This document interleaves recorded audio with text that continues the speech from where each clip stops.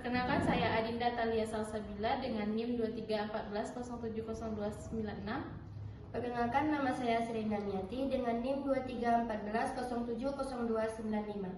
Perkenalkan, nama saya Adelia Alwara dengan NIM 2314070284. Baik, alasan kami memilih topik skripsi pengembangan media permainan ular tangga kombinasi pada pembelajaran bahasa Indonesia materi membaca permulaan yang pertama, yaitu kebutuhan nyata di lapangan. Hasil observasi dan wawancara dengan guru kelas 1 SD menunjukkan bahwa masih banyak siswa yang belum mahir atau belum lancar membaca. Media yang digunakan masih terbatas, seperti buku lancar membaca atau kartu kata, sehingga monoton dan kurang menarik perhatian siswa. Yang kedua, yaitu karakteristik siswa kelas 1. Anak kelas awal lebih suka belajar sambil bermain. Media berbasis permainan seperti ular tangga bisa meningkatkan motivasi, minat, serta keterlibatan siswa dalam pembelajaran membaca permulaan. Dan yang ketiga, inovasi media pembelajaran. Media ular tangga dikombinasikan dengan tema seperti buah, hewan, dan profesi dengan alat pendukung seperti dadu besar, kotak ajaib, dan pengeras suara.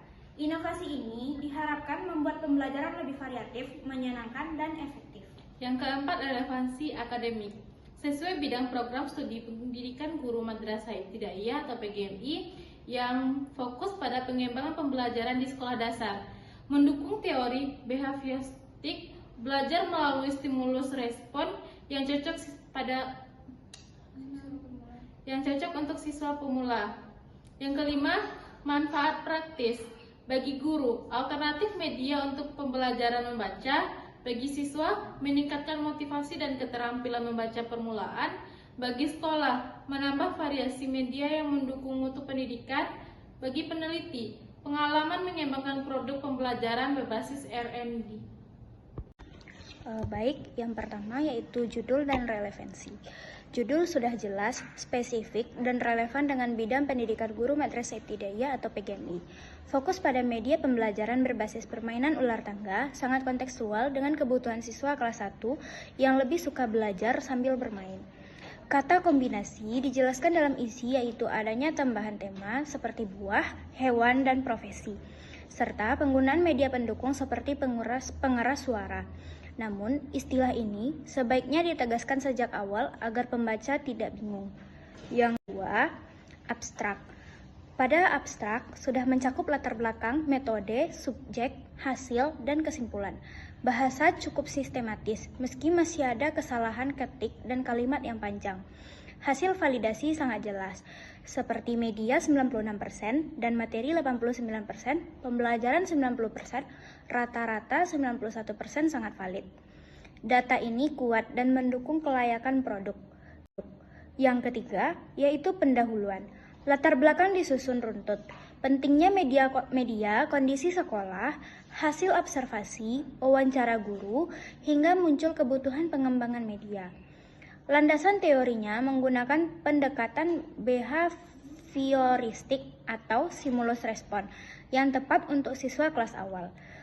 Rumusan masalah, tujuan, dan manfaat penelitian jelas, meskipun kalimatnya bisa dipadatkan agar lebih ringkas. Baik, selanjutnya itu yang keempat, kajian pustaka.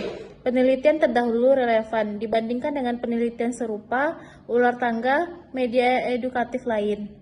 Tabel perbandingan penelitian terdahulu sudah baik, tetapi bisa diperkuat dengan analisis kritis, misalnya menekankan keunikan penelitian ini dibanding penelitian sebelumnya.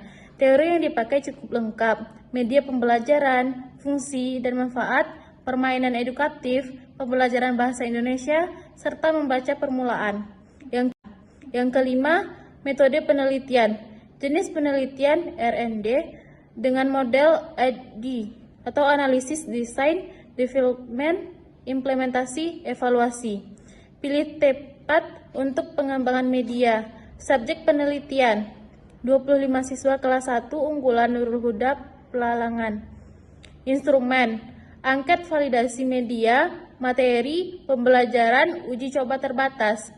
Keterbatasan, belum ada uji efektivitas jangka panjang, misalnya perbandingan hasil belajar sebelum dan sesudah. Jadi penelitian ini harus sebatas validasi kelayakan, belum pada efektivitas. Yang keenam, hasil penelitian. Proses pengembangan dijelaskan sesuai tahapan ED. Hasil validasi menunjukkan kategori sangat valid. Produk layak digunakan.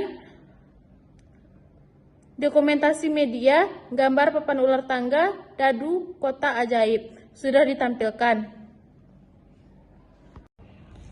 Yang ketujuh yaitu kesimpulan dan saran. Kesimpulan sesuai dengan hasil penelitian, saran ditunjukkan bagi guru, sekolah, dan peneliti selanjutnya sudah tepat. Namun akan lebih baik jika ditambahkan saran agar penelitian berikutnya menguji efektivitas media terhadap hasil belajar siswa. Kelebihan skripsi yang pertama, judul dan fokus penelitian jelas serta sesuai kebutuhan lapangan. Yang kedua, menggunakan model audit yang sistematis. Yang ketiga, data validasi kuantitatif sangat kuat. 91% sangat valid. Yang keempat, produk media kreatif, menarik, dan sesuai karakteristik siswa kelas 1. Yang kelima, sistematis penulisan rapi sesuai standar skripsi. Baik, selanjutnya kekurangan skripsi. Yang pertama, beberapa bagian masih terdapat tipe dan kalimat berulang, perlu menyuntingkan bahasa. Yang kedua, belum menguji efektivitas media atau apakah benar meningkatkan kemampuan membaca siswa, hanya sebatas uji kelayakan. Yang ketiga, istilah kombinasi kurang ditegaskan di awal, bisa membingungkan pembicaraan. Yang keempat, yaitu analisis penelitian terdahulu masih bersifat deskriptif, belum kritis. Selanjutnya yang terakhir yaitu saran perbaikan. Lakukan penyuntingan bahasa agar lebih ringkas dan akademis. Tegaskan sejak awal apa yang dimaksud dengan kombinasi pada media ular tangga. Tambahkan analisis kritis pada penelitian terdahulu, misalnya keunikan dengan gap penelitian. Untuk penelitian selanjutnya, dilakukan uji efektivitas dengan pre-test dan post-test agar dapat diketahui dampak nyata media terhadap kemampuan membaca pemula. Baik, selanjutnya tentang manfaat mempelajari topik pengembangan media permainan ular tangga kombinasi. Yang pertama, bagian siswa, yaitu meningkatkan motivasi belajar karena belajar sambil bermain terasa menyenangkan. Membantu siswa kelas 1 yang masih kesulitan membaca agar lebih cepat lancar membaca permulaan. Pengembangan aspek kognitif, yaitu mengenal kata, membaca, memahami makna, dan bergerak dalam permainan. Selanjutnya yang kedua, bagi guru, yaitu menyediakan alternatif media pembelajaran yang inovatif, tidak hanya tergantung pada buku atau kartu kata. Selanjutnya, membantu guru mengajar dengan lebih variatif sehingga siswa tidak cepat bosan. Meningkatkan aktivitas pembelajaran bahasa Indonesia di kelas rendah. Selanjutnya yang ketiga yaitu bagi sekolah, yaitu mendukung terciptanya lingkungan belajar interaktif, kreatif, dan menyenangkan. Menjadi contoh inovasi media pembelajaran yang dapat diterapkan di kelas lain atau di sekolah lain, yang meningkatkan kualitas proses pembelajaran agar yang sejalan dengan program peningkatan mutu pendidikan dasar.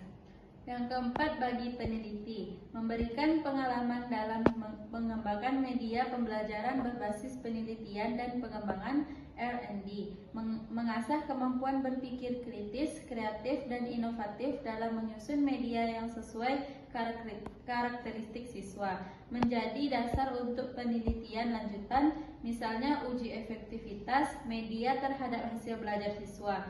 Yang kelima yaitu bagi dunia pendidikan, memberikan kontribusi teori dan praktek dalam pengembangan media pembelajaran berbasis permainan, menjadi referensi bagi peneliti, mahasiswa maupun guru yang ingin mengembangkan media serupa, mendukung pendekatan pembelajaran aktif, menyenangkan dan kontekstual sesuai tuntunan kurikulum.